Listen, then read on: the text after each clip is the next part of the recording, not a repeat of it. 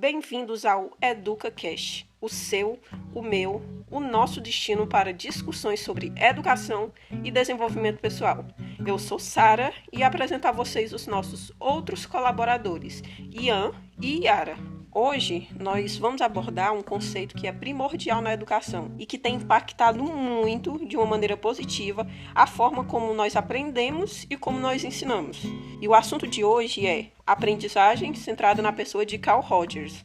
Vamos mergulhar nas ideias desse psicólogo, que é também um educador, para a gente entender como essa abordagem dele pode revolucionar a nossa maneira de enxergar, de ver a aprendizagem. De início, eu vou falar um pouco sobre Carl Rogers.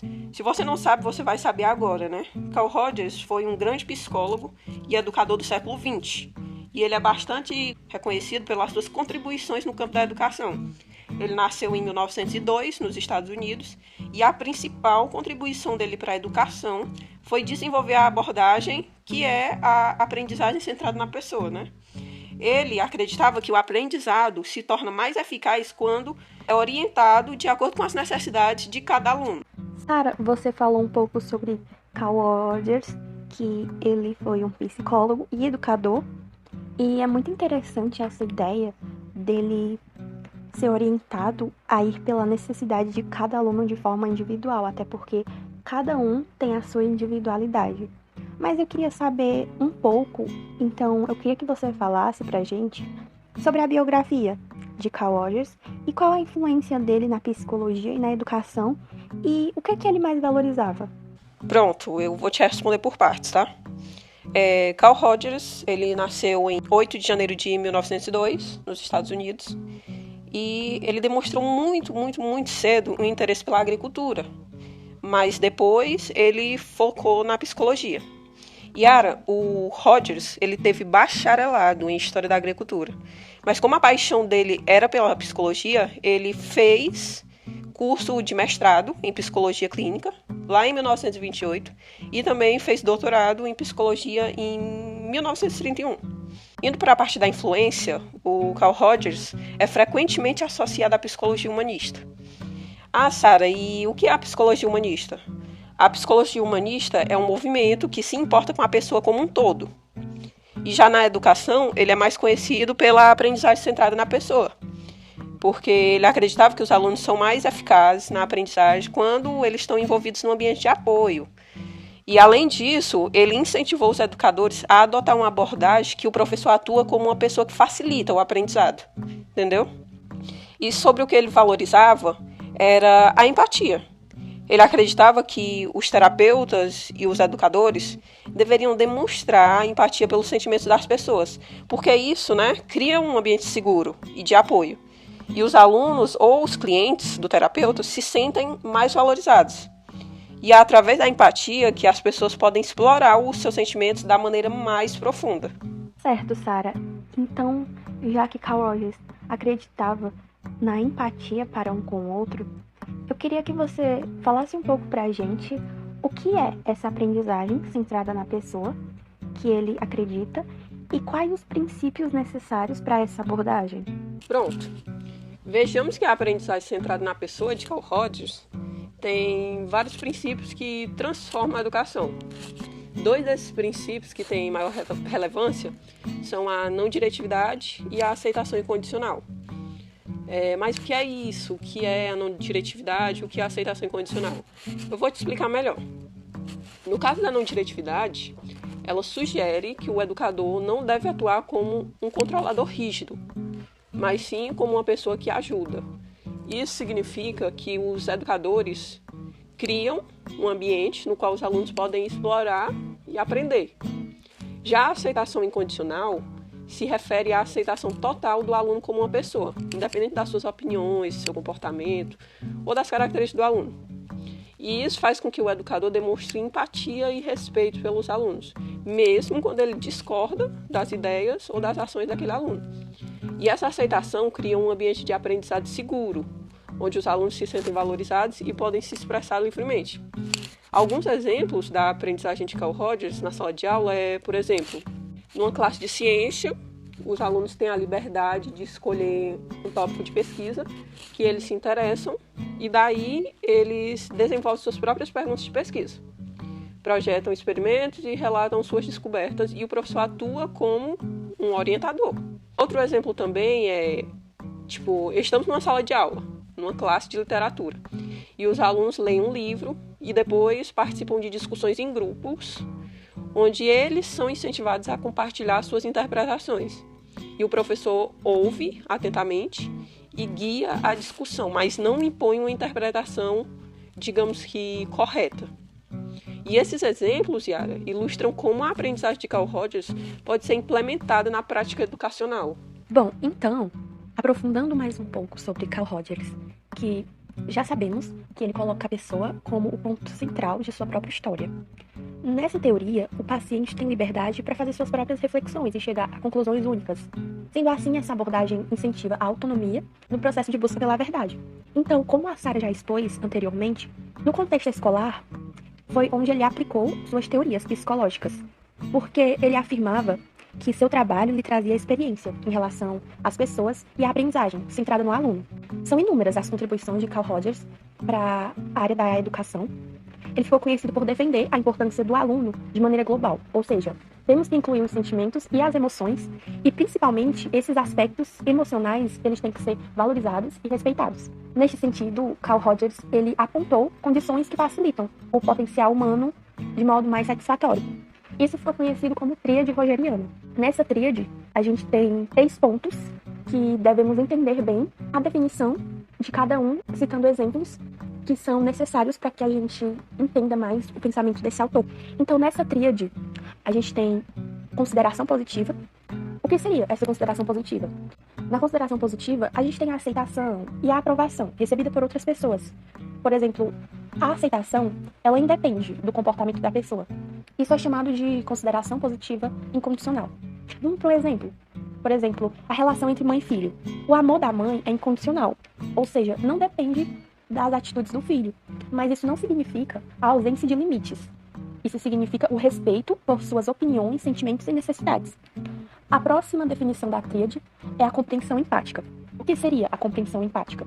Ela seria a capacidade de desprender-se de suas próprias opiniões e julgamentos. É colocar-se no lugar do outro, buscando enxergar as coisas sob seu ponto de vista, por meio de uma escuta. Então, é a questão da empatia, você ouvir o outro, você aconselhá-lo e você não julgá-lo, que é o que a gente tem na congruência também, que é, eu considero um dos conceitos mais importantes da teoria de Carl Rogers, que ela consiste na atitude autêntica diante do outro, ou seja, na capacidade de estabelecer uma relação sem máscaras, uma relação genuína e espontânea. E para que isso seja possível, é necessário que o indivíduo seja congruente consigo mesmo. Então, já que a congruência é um conceito tão importante para Carl Rogers, vamos falar mais um pouquinho sobre ela e citar um exemplo? Então, como já foi falado, a congruência, ela se traduz na capacidade de aceitar os sentimentos, atitudes, experiências e de ser genuíno. Logo, a congruência é o retorno para si, é a concentração em si e a aceitação de si mesmo. Para Carl Rogers, é uma combinação de ser você mesmo, de expressar isso de maneira honesta. É quando agimos de maneira comunicativa, de forma alinhada com o que estamos sentindo, e sendo assim vamos estar sendo verdadeiros. Agora, citando um exemplo, imagine que você está com raiva de algo, mas em vez de fingir que está tudo bem, você diz honestamente como se sente para a pessoa envolvida, de maneira respeitosa, claro.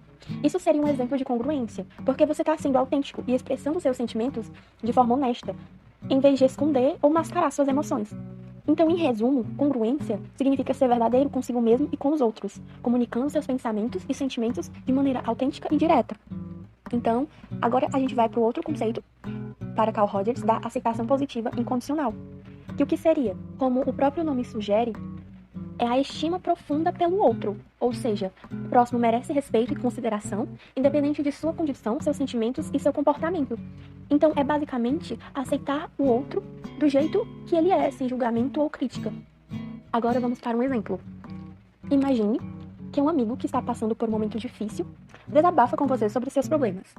Em vez de julgá-lo ou dar conselhos sem serem solicitados, você simplesmente ouve com empatia e aceita seus sentimentos sem fazer julgamentos. Isso é aceitação positiva incondicional. Mostrar que você se importa com ele, independente das circunstâncias.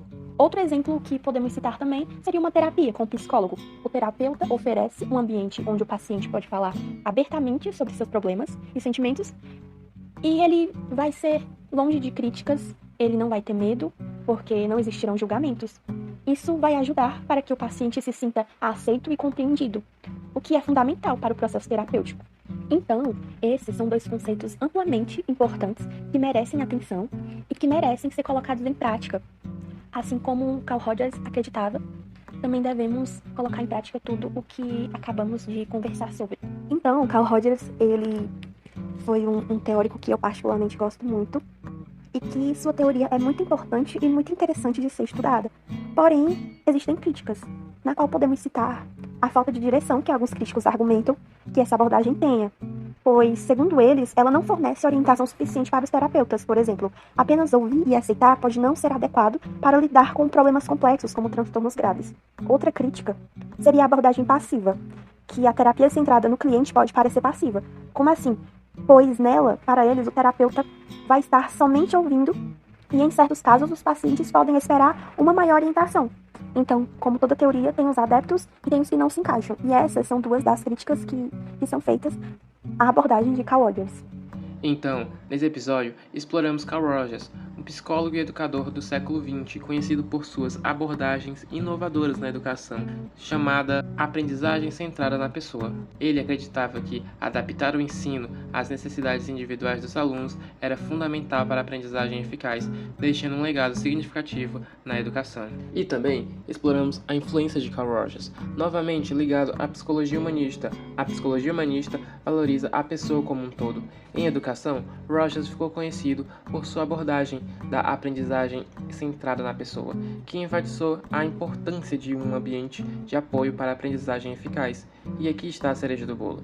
Rogers tinha um enorme apreço pela empatia. Ele acreditava que terapeutas e educadores deveriam praticar a empatia para criar um ambiente seguro e apoiador. Quando os alunos ou clientes se sentem valorizados, é aí que a magia acontece. A empatia era a chave para que as pessoas pudessem explorar seus sentimentos de maneira mais profunda. Fascinante, não é? Em resumo, a abordagem da aprendizagem centrada na pessoa de Carl Rogers, com princípios como não diretividade e aceitação incondicional, impactou a educação ao enfatizar a importância da autonomia do aluno e da empatia. Isso demonstra como a adaptação às necessidades individuais e a criação de ambientes de apoio podem melhorar a eficácia da educação. Falando também da tríade rogeriana, que inclui considerações positivas, compreensão empática e congruência, criou um ambiente de aceitação, entendimento e autenticidade. No entanto, é importante notar que essa abordagem também enfrentou críticas, como a falta de direção clara na terapia e critérios subjetivos de avaliação.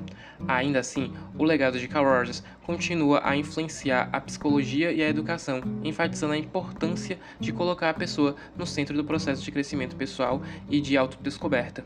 E assim, encerramos nosso podcast. Queremos aproveitar este momento para expressarmos nossa sincera gratidão a todos os nossos ouvintes que nos acompanharam nessa conversa.